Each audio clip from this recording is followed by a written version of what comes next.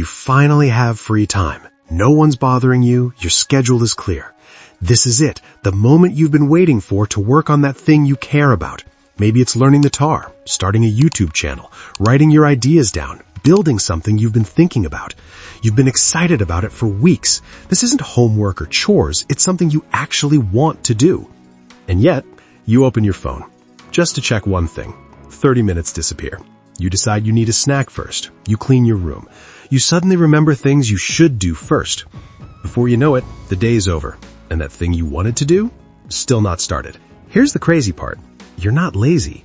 You genuinely want to do this. So why does your brain sabotage you?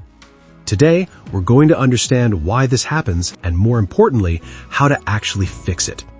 You're scared of finding out the truth. Let's start with something most people don't realize. When you avoid boring stuff like homework or chores, the reason is obvious. It's boring. Your brain just doesn't want to do it. But when you avoid something you're excited about, that's different. That's not about the task being boring. That's about being scared. Scared of what, though? Here's the thing. When you just think about your project, when it's still in your head, it can be perfect. You imagine yourself being good at it. You picture the finished result. Everything is possible. But the moment you actually sit down to do it, reality shows up. And reality is messy. Your first attempt at anything is going to be awkward. Your first song will sound off. Your first video will feel cringe. Your first piece of writing won't sound like a professional. And your brain knows this. So it asks a scary question. What if I'm not actually good at this?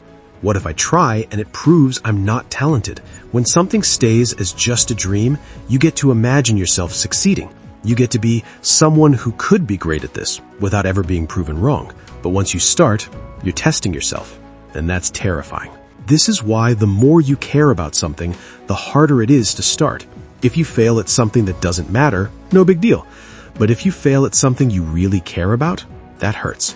So your brain protects you by keeping you stuck. You can't fail if you never really try. This is why you can watch TikTok for hours, but can't spend 10 minutes on your passion project. Because TikTok can't hurt you. Your dreams can. Daydreaming tricks your brain. But there's another reason this happens. When you imagine yourself doing your project, when you picture yourself being successful, it actually feels good, right? You feel motivated, inspired, like you're already that successful person. Here's the problem. Your brain releases feel-good chemicals when you daydream like this. The same chemicals it would release if you actually did the thing. So you get a reward just from imagining it, without doing any actual work. Think about it. Every time you lie in bed fantasizing about your future success, every time you make elaborate plans in your head, every time you imagine how awesome it'll be when you're done, you're getting a little hit of satisfaction for free. Your brain starts to think, oh, we already got what we wanted from this. Why bother with the hard part? It's like looking at pictures of food when you're hungry and feeling slightly less hungry. Your brain got tricked into thinking it already ate. This is why people who constantly talk about their big plans often don't follow through. The talking gives them the good feeling, the excitement, the validation, without the hard work of actually doing it. People have actually studied this. People who spend more time fantasizing about success spend less time working towards it. Your brain has already gotten its reward from the daydream, waiting for the perfect time. Now let's talk about why actually starting feels impossible. You sit down to begin. Everything is ready, and suddenly your brain floods you with thoughts. Wait, maybe I should learn more first. Maybe I should plan this better. Maybe I should wait until I have more time, or energy, or until I really know what I'm doing. This sounds smart and responsible, but it's actually just fear wearing a disguise. Because here's the truth. There is no perfect time. There's no amount of preparation that will make your first try feel easy. There's no perfect plan that guarantees you'll be good right away. But your brain loves the idea of waiting for perfect conditions, because as long as you're not ready yet, you have an excuse. You're not failing, you're just preparing. This is the sneaky version of perfectionism. It's not the kind that you obsess over details. It's the kind that stops you from starting at all. Your brain says, if I can't do this perfectly, I'd rather not try. So you wait. You wait to feel motivated. You wait for inspiration. You wait for the day when you feel 100% ready. But that day isn't coming, because feeling ready isn't something that just happens. You don't wake up one day feeling ready and then start. You start, and then, slowly, awkwardly, you begin to feel ready. Every good writer started by writing badly. Every good musician started by sounding terrible. Everyone who's built something meaningful started by making something clumsy. But your brain doesn't want to accept that.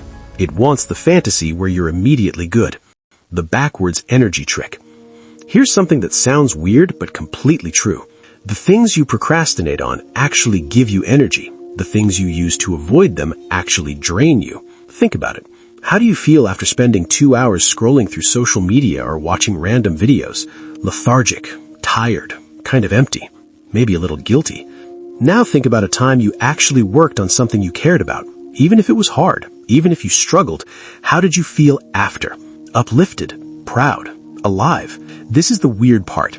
Your brain avoids the thing that would make you feel good and instead chooses things that feel comfortable but leave you feeling empty.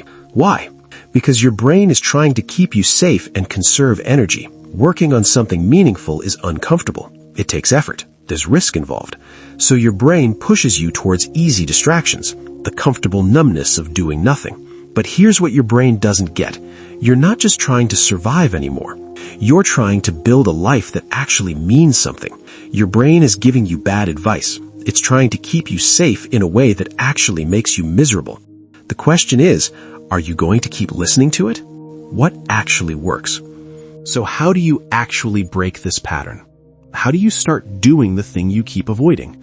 First, make the first step ridiculously small. Don't commit to working for an hour. Commit to working for 2 minutes. Not writing a whole page, just writing 1 sentence. Not a full workout, just putting on your workout clothes. The goal isn't to finish. The goal is just to start. Because once you start, the resistance usually breaks. You build momentum by moving, not by thinking about moving. Second, limit your daydream time.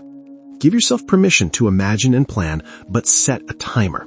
Maybe 5 minutes of daydreaming, then 15 minutes of actual work. Get the good feeling from imagining, but don't let it replace actually doing. Third point, expect to be bad at first. Seriously, tell yourself, I'm going to suck at this today, and that's exactly what should happen. Being excellent isn't where you start. It's where you end up after being bad 100 times first. Fourth point, change the question you're asking. Stop asking, am I talented at this? Start asking, am I someone who shows up? You're not trying to prove you're naturally gifted. You're trying to prove you're reliable to yourself. If you show up and try, you're already winning, even if what you make is terrible. Fifth point, catch yourself when you're daydreaming instead of doing. The moment you notice you're lost in an elaborate fantasy about future success, stop, take a breath, and ask, what's one tiny thing I could do right now? Then, do that tiny thing. And finally, accept that it will always feel a little hard. You're not waiting for the day it feels easy. You're building the strength to do it even when it feels hard. That's not a problem with the process. That is the process. Here's the real truth about procrastinating on things that matter. It's not about being lazy. It's not about bad time management. It's about being afraid. You're afraid of finding out who you really are when you stop just dreaming and start actually trying. But here's what fear won't tell you. The version of you that tries and messes up is way more powerful than the version that just dreams and waits. Because that version is real. That version is learning. That version is actually living. So stop protecting the perfect fantasy in your head. Start building the messy reality. It won't be perfect. It probably won't even be good at first, but it will be yours. And that's worth way more than any daydream. If this helped you, check out our video on why motivation isn't enough. And remember, you don't need to be perfect. You just need to start.